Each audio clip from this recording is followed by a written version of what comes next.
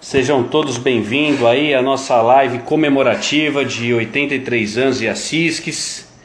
Estamos aguardando, o pessoal está entrando, logo logo nosso convidado especial, meu presidente Guilherme Afife Domingos. Boa noite, muito obrigado mesmo por ter aceitado esse convite em participar dessa live comemorativa, né, da Associação Comercial e Industrial de São Caetano do Sul.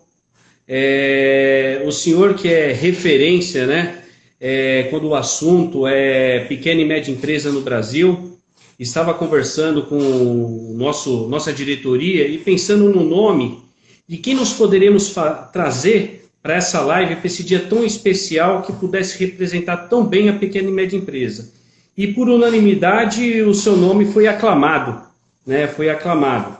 Então eu quero te agradecer mais uma vez, né? E te passar a palavra para que você possa dar as boas-vindas aos nossos diretores aqui, os nossos associados que estão presentes.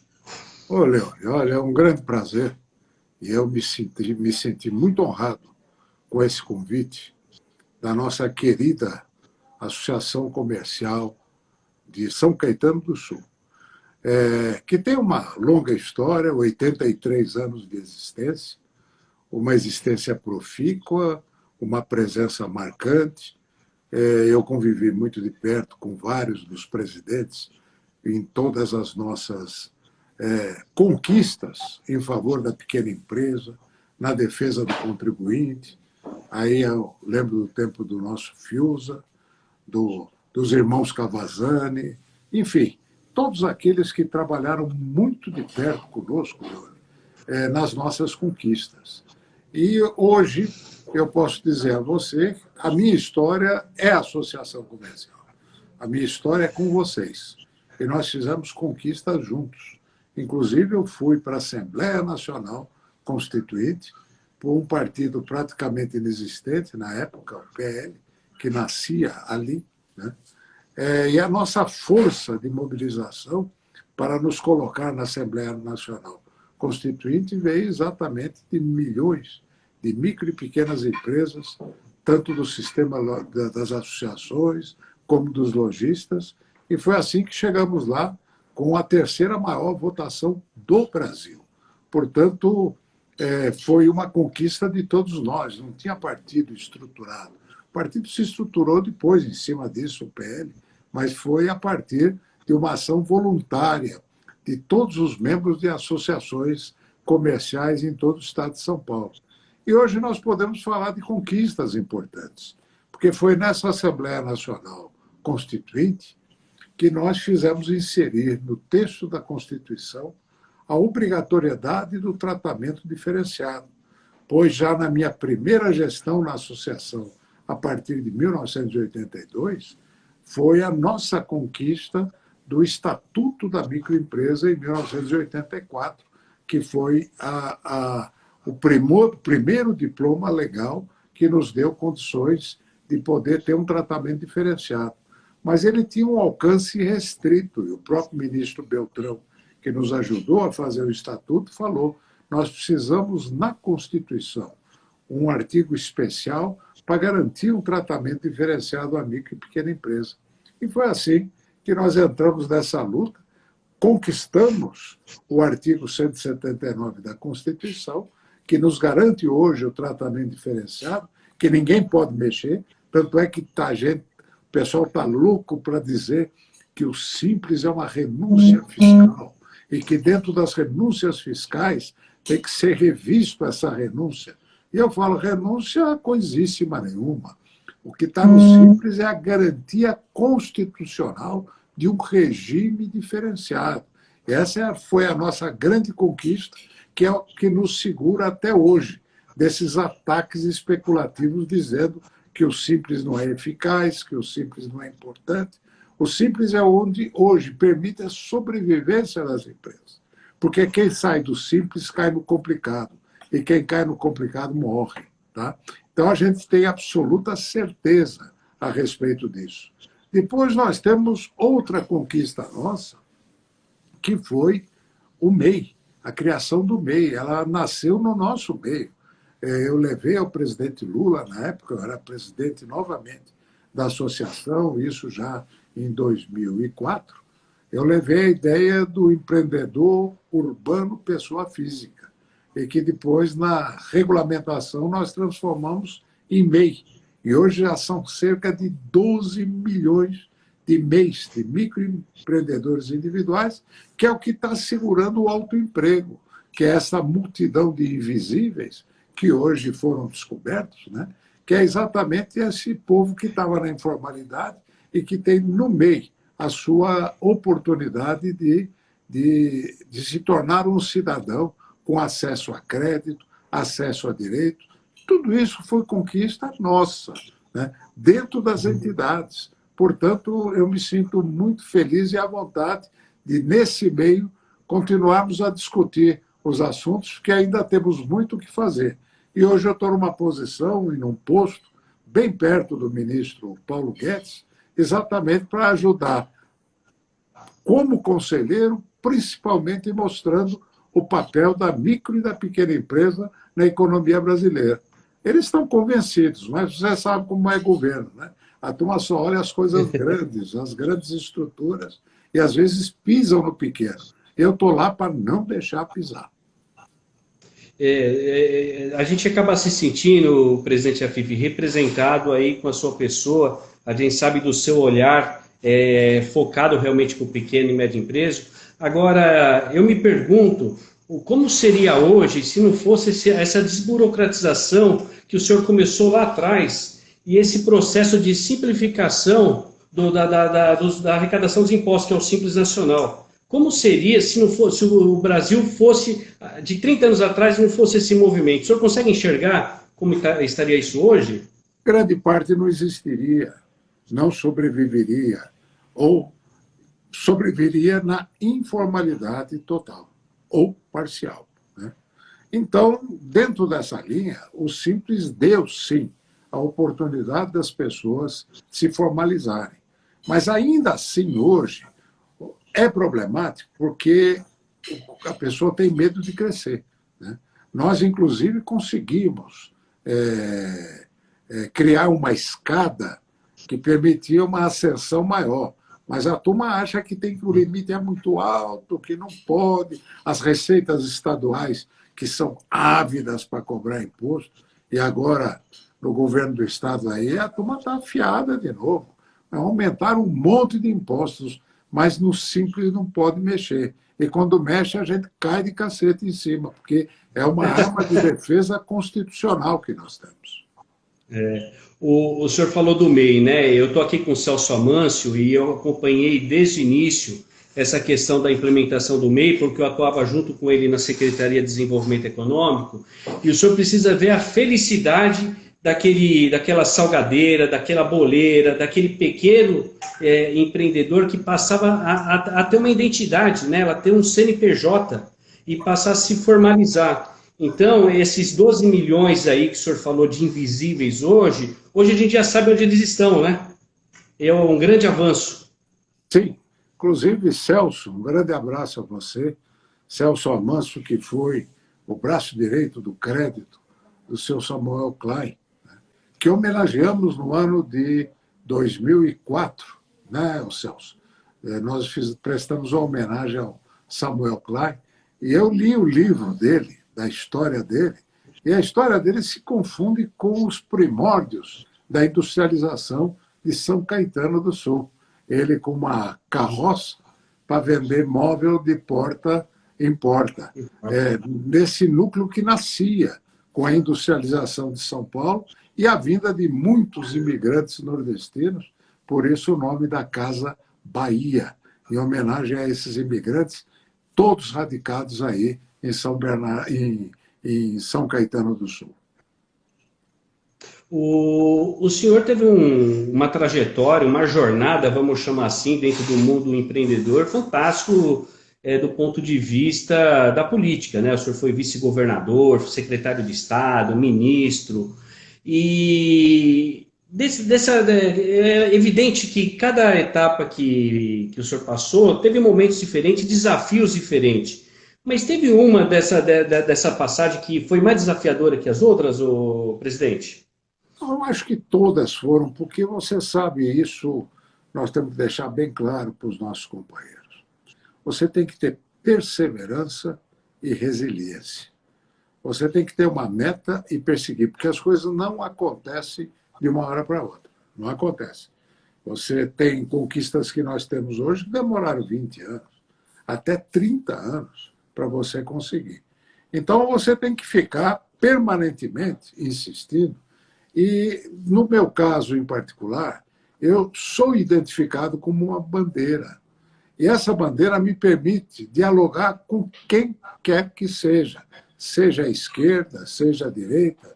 E olha, tudo que nós conquistamos foi por unanimidade no Congresso Nacional. Exatamente porque é uma bandeira que ela não é bandeira partidária, é uma bandeira efetiva da sociedade, do interesse da sociedade. Tanto é que eu dialoguei, que eu interagi, estejando ou não em cargo público, com todos os presidentes da República recentes, né? Começando lá atrás pelo nosso amigo Zé Sarney, que nos ajudou muito na aprovação do Simples como presidente do Senado. Posteriormente, o Collor foi uma passagem muito rápida, mas o Itamar foi muito importante, tanto é que o Itamar me indicou para a presidência do SEBRAE Nacional, isso em 1994. Depois do Itamar, o Fernando Henrique Cardoso, onde nós aprovamos o Simples, criamos o Fundo de Aval, quando eu estava na presidência do Senado, do SEBRAE. Posteriormente, nós tivemos também uma inter-relação muito grande com o Lula, tanto é que o Lula, que eu conheço desde os tempos aí do ABC, né? O Lula foi quem me recebeu, primeiro veio na minha posse. A primeira posse que ele foi do presidente da Associação Comercial de São Paulo, eu em 2003. Em 2004, eu entreguei para ele o MEI, a ideia do MEI. E aí nós começamos a trabalhar juntos, eu, presidente da Associação Comercial de São Paulo. Posteriormente, veio a Dilma.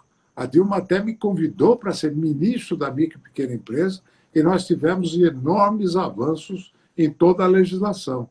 Posteriormente, com o Michel Temer. Trabalhamos também a quatro mãos, e eu já depois de ministro, como presidente do SEBRAE Nacional, presidente executivo.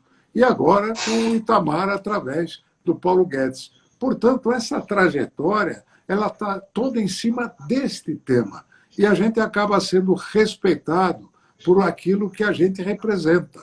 Eu represento uma bandeira que é de milhões e milhões de empreendedores brasileiros. E a minha base são as associações comerciais de todo o Brasil, como a nossa querida Associação de São Caetano, que completa agora 83 anos sob seu comando, Leone. Bacana. Eu quero aqui aproveitar, falar alguns nomes, estou vendo alguns ex-presidentes aqui que estão nos acompanhando, o Ivan Cavassani, o Walter Estevam, o próprio Fiuza também, eu via o nome dele passando rapidamente aqui, alguns conselheiros, doutor Mauro Russo, meus diretores aí em peso participando também. Muito obrigado pela participação de todos vocês.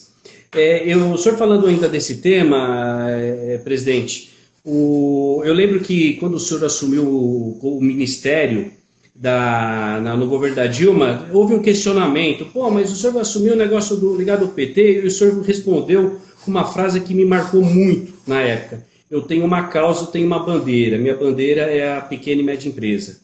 Né? Então é justamente isso que o senhor acabou de me dizer agora. Né, que o senhor tenha uma bandeira e independente de que partido seja, né?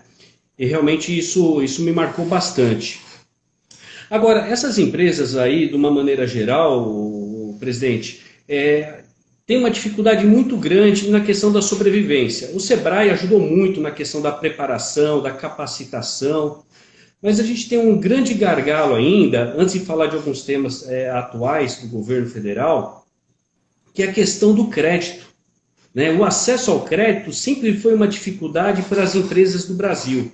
né, sobretudo as pequenas empresas. Houve algumas ações que o senhor fez enquanto estava à frente do Estado de São Paulo, com a questão do Banco do Povo, mas o acesso ainda não é muito limitado. Como que o senhor enxerga isso? Sem dúvida, hoje o grande desafio é o crédito.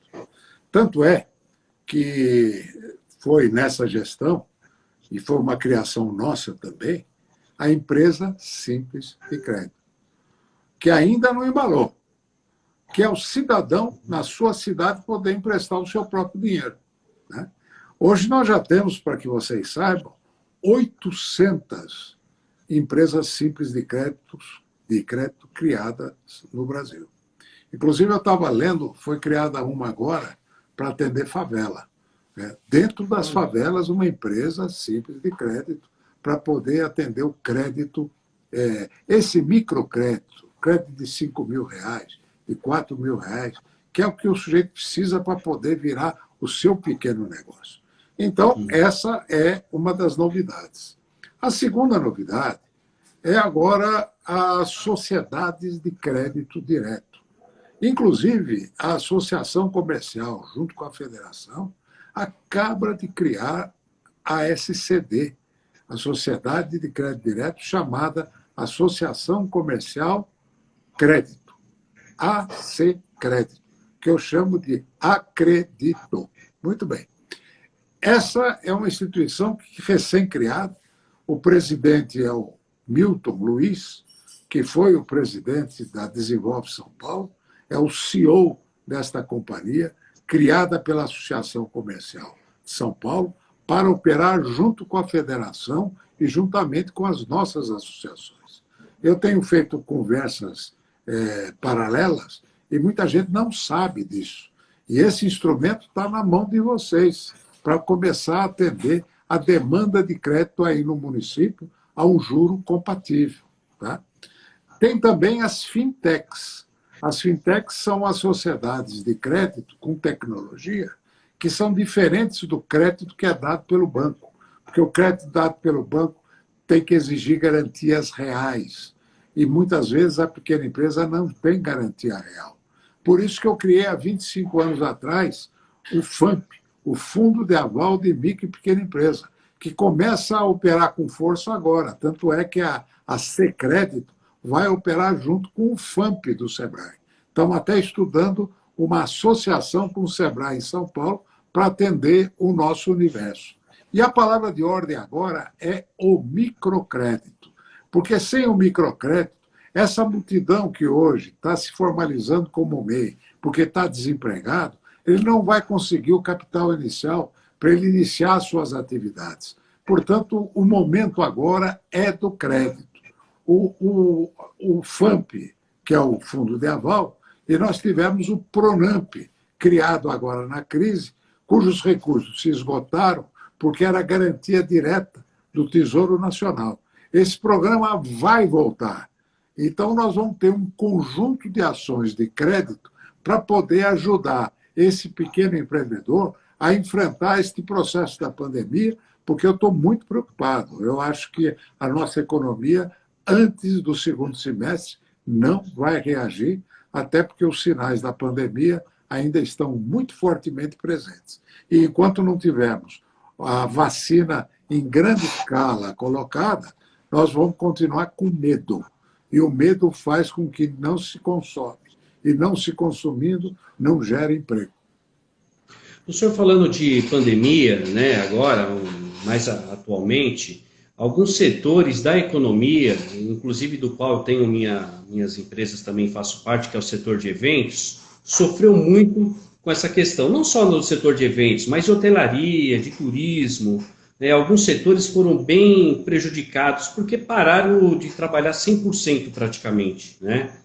E a gente tem visto muito, né, dessa confusão jurídica, né, que houve no passado recente do STF dizendo que a responsabilidade é dos municípios, dos estados, mas o que a gente percebe na prática, presidente, é que muito pouco os municípios fizeram e os governos dos estados em relação à economia, ao empresário de uma maneira geral. O que, na verdade, que a gente viu que sobreviveu, e aí eu falo por experiência própria de vários colegas que nós temos, o que nós conseguimos realmente passar essa fase foi graças ao governo federal.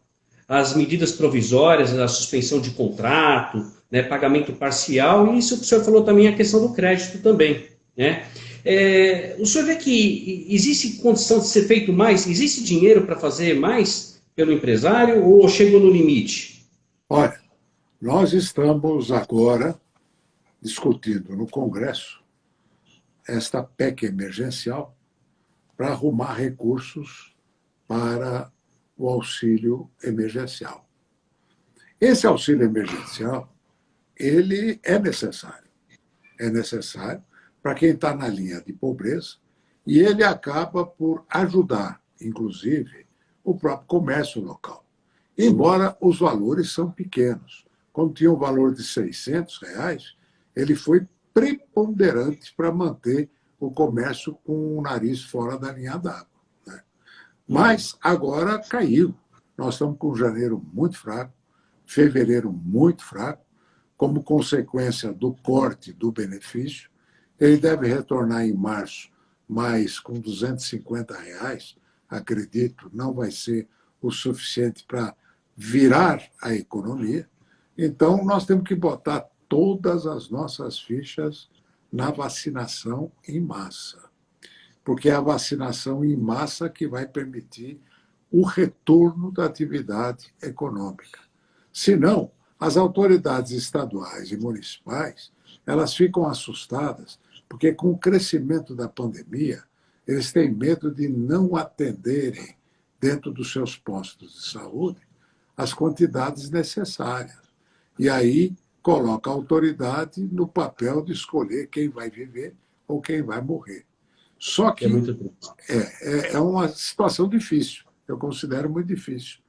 Então, a prioridade da autoridade é segurar ao máximo a propagação da doença através do isolamento.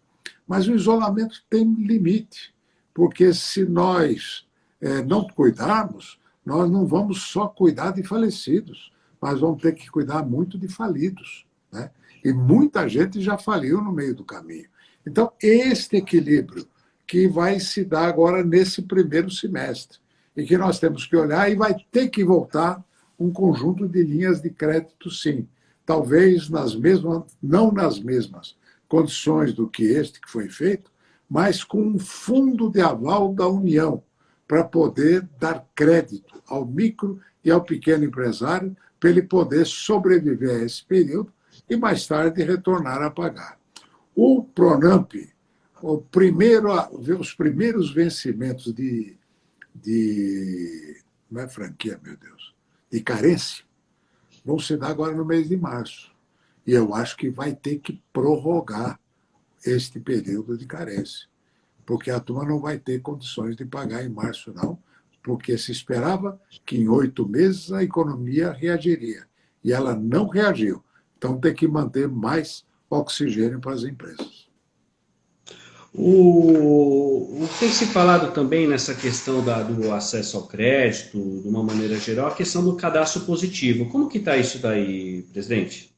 Olha, ele hoje, inclusive, com a junção da AC Crédito e a Boa Vista, que é uma empresa muito importante hoje na análise de crédito, ela está, junto com o Sebrae, partindo para um programa que é o cadastro positivo, não só pelas informações, mas pela qualificação das empresas. As empresas que se qualificam, que melhoram as suas condições de desempenho, passam a ter um tratamento diferenciado no sistema do cadastro positivo. Então, ele já está em plena vigência e sendo implantado pelos demais birôs de crédito. Agora, nós temos o nosso birô de crédito, que é a Boa Vista, e ela é a mais especializada dentro do nosso ramo, que junto com a Secrédito, junto com o Sebrae, junto com o FAMP, vão poder fazer uma mistura muito boa. Conversa bastante com o Alfredo Contait, nosso presidente da federação, aliás, reeleito ontem, exatamente para que vocês de São Bernardo como sempre, passam a ser pioneiros no processo. Porque quando eu fiz a facilidade de abrir empresa, foi aí em São Caetano do Sul que foram dados os primeiros passos, os passos pioneiros no processo de formalização de empresa. Não foi? O Celso está me lembrando aqui, nessa ocasião da formalização da empresa, quando foi lançado o SIL, né? Foi na sua gestão, Sim, né? O Sistema foi. Integrado de Licenciamento. E vocês aí em São Caetano foram os primeiros a responder. Sim. Sim, e isso fez uma diferença tremenda, né? Porque a burocratização é um dos os empecilhos para que você possa desenvolver atividade econômica, né? Onde a civil se demorava meses para se abrir uma empresa de pequeno risco, né? Hoje, em São Caetano, né, graças a esse trabalho que iniciou com o senhor no governo do estado e que nós acompanhamos nessa fase experimental em São Caetano, quando saímos da secretaria, nós estávamos abrindo a empresa em menos de 24 horas, Sim. né, de baixo risco. E Né? Então, isso no Brasil, o efeito que proporcionou essa questão do SIL no estado de São Paulo, né, que foi pioneiro. Exatamente, integrando o licenciamento, porque o grande problema era o licenciamento para baixo risco, que nós conseguimos com o Corpo de Bombeiros, com a vigilância sanitária, com o meio ambiente, né? Porque era uma ladainha, né? Vocês ter que percorrer de balcão em balcão. E vocês foram pioneiros nisso, sim. Os agradeço. Nós que agradecemos aí essa oportunidade. E quem ganha no final dessa história toda é o empreendedor, né, o empresário, né, que além dos desafios normais de mercado que ele enfrenta, tem mais essa questão da burocratização, né? Perfeito. Então, realmente é uma facilidade muito grande. A gente falou há pouco do MEI, né? Em São Caetano nós temos números atualizados do MEI, o senhor falou 12 milhões no Brasil, mas em São Caetano, que é uma cidade pequena, relativamente pequena, dentro do cenário nacional, nós temos hoje quase 160 mil habitantes, nós temos 10 mil MEIs, né? E esses MEIs só estão na formalidade hoje graças a esse trabalho que foi feito, como o senhor falou, há 20 anos atrás. Desburocratizado, com facilidade, né? Com vantagem, né? Porque tem isso, tem muita gente que não queria se formalizar, eu lembro disso, porque tinha medo de ser visto, né? É engraçado isso. Tem medo do Estado. Tem medo do Estado. Porque o Estado não vem para dar nada, vem para tomar. Entendeu? Tanto é verdade. Veja só, tanto é que quando agora, nessa crise, se falou do Pronamp, eu fui ao ministro Paulo Guedes e falei, ministro, chegou a hora da Receita Federal se voltar a esses clientes, porque são clientes, é pagador de imposto, que paga religiosamente. Falar, bom, vocês como nossos clientes, chegou a hora de nós os ajudarmos. Então, o Pronamp nasceu de uma carta da Receita Federal, que inclusive a turma, quando recebeu, se assustou, porque nunca a Receita Federal mandou carta para dar nada, só manda carta para tomar alguma coisa, para dizer, você tem um crédito aberto correspondente a 30% do seu faturamento do ano anterior e a Sim. União vai dar o aval para esse empréstimo.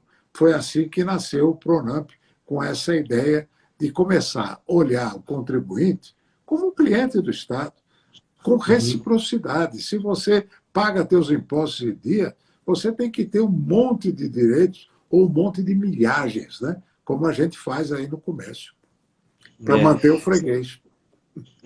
Na verdade, com essa história do Pronamp agora, da Receita, muita gente que às vezes não fazia aquela declaração exata, se sentiu prejudicado, falou, pô, eu poderia ter dado mais hoje, né? Então, para ter acesso...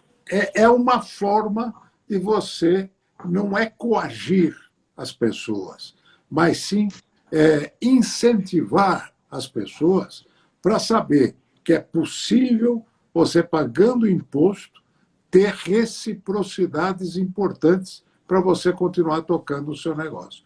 E eu acho que essa do crédito veio para ficar, viu? Veio para ficar. algumas pessoas aqui, nosso amigo Marcos Galo também, dos Estados Unidos, nos acompanhando empresário de lá também, nos acompanhando na live, que eu estou vendo. Francisco Suelti também, ex-secretário de Desenvolvimento Econômico aqui da O cidade. Francisco, um grande amigo, grande amigo. Ah, é? Então, um abraço, Francisco. Então tá bom. Ô, presidente, futuro político existe ou não? Olha, Uma pergunta um pouquinho complicada, mas fique à não, vontade. não, não, você, veja só, eu tenho feito um trabalho, a última vez que eu me candidatei foi para vice-governador e fui eleito junto com o Geraldo Alckmin. E antes eu me candidatei ao Senado, né? Vocês se lembram, foi em 2006 e cheguei no cangote do Eduardo Suplicy. Ele até tomou um susto, porque nós ficamos cabeça a cabeça. A turma duvidava que a gente chegasse, mas foi uma belíssima votação. E depois eu não voltei mais às urnas. Eu, por enquanto, não tenho projeto, não.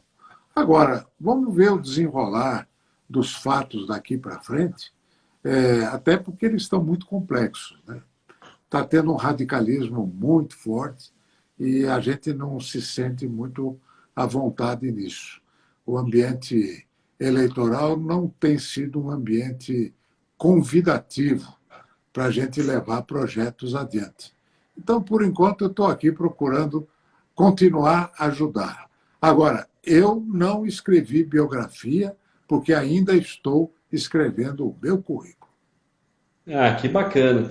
E, presidente, como eu falei anteriormente, é uma linda jornada, né? Então, realmente é uma vida toda dedicada realmente à pequena e à média indústria, né? Então, isso daí acho que fez com que várias pessoas aí pudessem realmente te acompanhar a sua trajetória e trajetória de anos. Eu não sei se recebeu uma foto agora que eu questão de 20, 30 anos atrás, na Associação Comercial, acharam uma foto sua com o Fiuza, né? O Sim, ex-presidente também.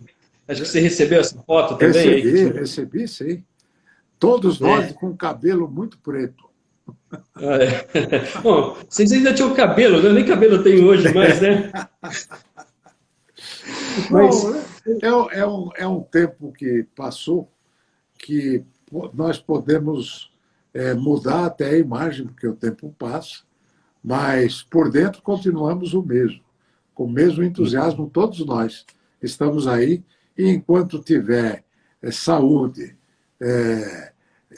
alegria, porque você precisa fazer isso com alegria, tem que ter bom humor em tudo que a gente faz. Então, faz bem para a alma, e fazendo bem para a alma, prolonga a nossa vida. é fazer o que gosta, né? É Sim, fazer o que gosta, o que se sente bem, porque aí não é trabalho, né? Aí é prazer, né? Então isso daí acho que é uma coisa que a gente leva para nossa vida, mas não só pessoal, mas para a vida corporativa também, para a empresa, né? você É um sabe, dos Leone, grandes que eu sucessos. recebi uma vez um autógrafo que eu tenho até hoje guardado num quadro, uma dedicatória de um livro da Cora Coralina. E ela escreveu o seguinte: Doutor Guilherme Afife Domingos, o homem só é feliz quando faz do seu trabalho o lazer da sua vida. É isso mesmo. É isso mesmo. É levantar todos os dias e falar, olha, eu estou fazendo aquilo que realmente gosto, aquilo que eu amo, né? E aí esse é o grande segredo também do pequeno empreendedor, do empresário, né? Fazer com satisfação aquilo, com paixão, e isso faz com que ele se torne uma empresa realmente diferenciada. E isso a gente tem trazido para dentro da associação comercial, nesse mandato nosso, né? Em poder aglutinar realmente essas pessoas, em poder trazer realmente o valor que cada um tem sobre o seu negócio. Porque isso é o grande diferencial, presidente. É isso que você acabou de dizer agora. É a gente se sentir útil. A gente morre quando para de se sentir útil. Bacana, presidente. Estamos chegando ao fim da nossa live, Eu só né? queria lembrar algo que nós fizemos juntos, que foi em 2005, quando nós criamos um impostômetro e lançamos uma campanha nacional chamada De Olho no Imposto, que era exatamente para que se expusesse na nota o valor do imposto que a gente paga. Levaram 25. Eu botei isso na Constituição. Levamos esse artigo que o consumidor tem que saber o imposto que ele paga nos bens e serviços consumidos. Levamos 25 anos para regulamentar isso e, por coincidência, a regulamentação eu fiz como ministro. Quer dizer, eu bati o escanteio e vim e cabeceei. Ou seja, fizemos a Constituição, ajudamos a fazer a lei e ainda cabeceamos para fazer o gol. No dia de hoje, o presidente Bolsonaro obrigou os postos de gasolina a colocar o valor do imposto destacado do valor do combustível, né? E ele fez por um decreto que, na verdade, nem precisava, porque já tem uma lei que é essa lei que nós conquistamos. Vocês todos me ajudaram a colher 1,5 milhão de assinaturas para fazer a regulamentação desse projeto de lei no Congresso Nacional. Inclusive, na Câmara, o relator foi o Guilherme Campos, também nosso companheiro de associação.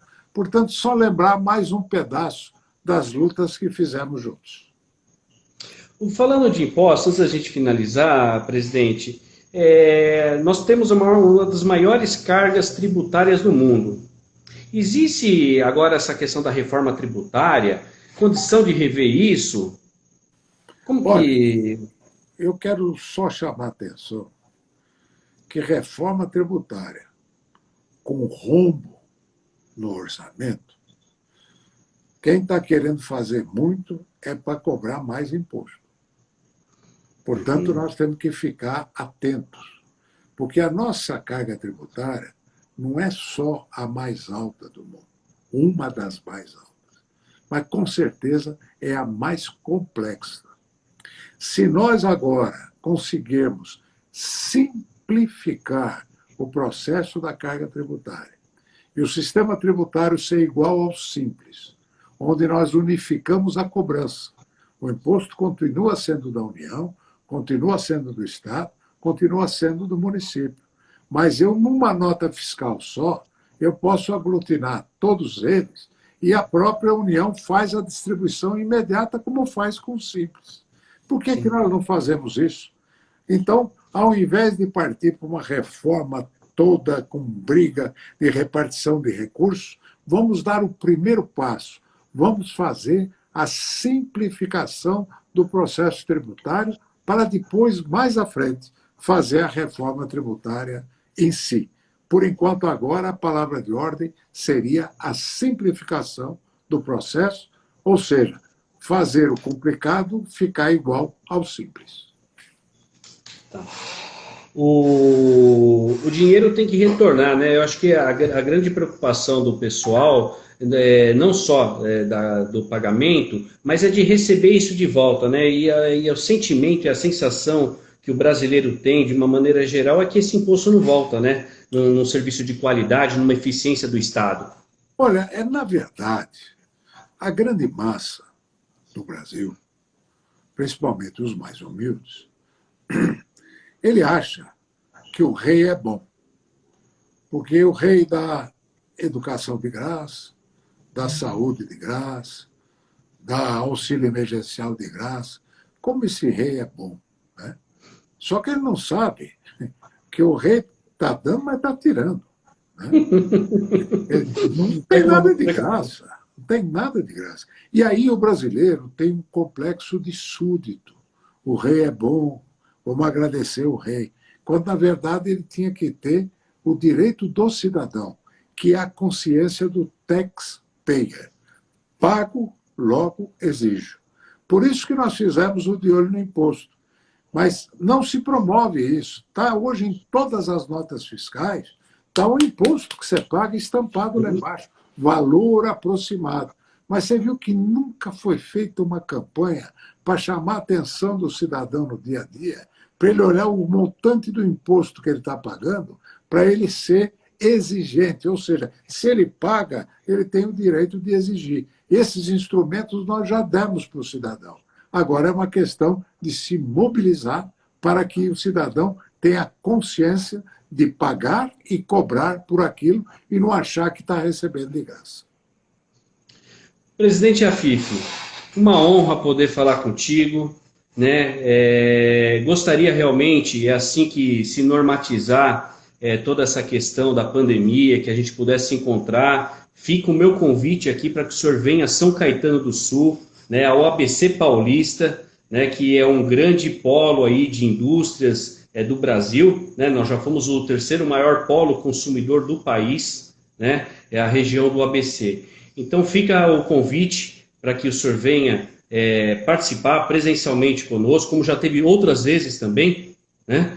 E te agradecer, né? Agradecer a nossa diretoria, aos nossos associados, ao Celso Amâncio aí, junto com toda a equipe que tem nos ajudado, aos ex-presidentes que cada um fez o seu papel, né? Uma instituição de 83 anos, ela não nasceu ontem, né? Então houve muitos desafios. Outro dia, conversando com o Mustafa Bidoni, que foi um presidente que nós tivemos nos anos 70, e ele me falava um pouco da dificuldade daquela época, né? Então as dificuldades, elas sempre existiram, né, para aqueles que me antecederam.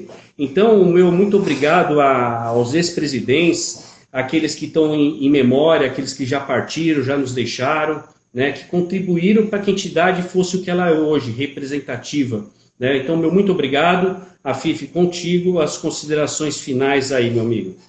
Olha, muito bom. Quem se sente honrado e agradecido sou eu, de poder, nesse meu retiro, né, de todos nós, mas graças à moderna tecnologia, poder estar conversando. Mas nada substitui um abraço e um aperto de mão. E eu não vejo a hora de ser imunizado para botar o pé na estrada e começar a correr todo o nosso estado, porque eu estou com saudades dos nossos companheiros. Parabéns a São Caetano do Sul pelos 83 anos da nossa querida associação, hoje sob seu comando, Leone. Obrigado, presidente. Obrigado a você que está nos acompanhando aí nessa live especial com o nosso amigo, grande presidente Afife, né? Ele que é, ao nosso ver, como já dito aqui, a maior autoridade aí quando o assunto é pequena e média empresa no Brasil. Muito obrigado a vocês. Essa live ficará gravada aí no nosso acervo digital da Associação Comercial. Uma boa noite a todos. Muito obrigado pela presença. Tchau, pessoal. Boa noite, presidente. Tchau, tchau, tchau.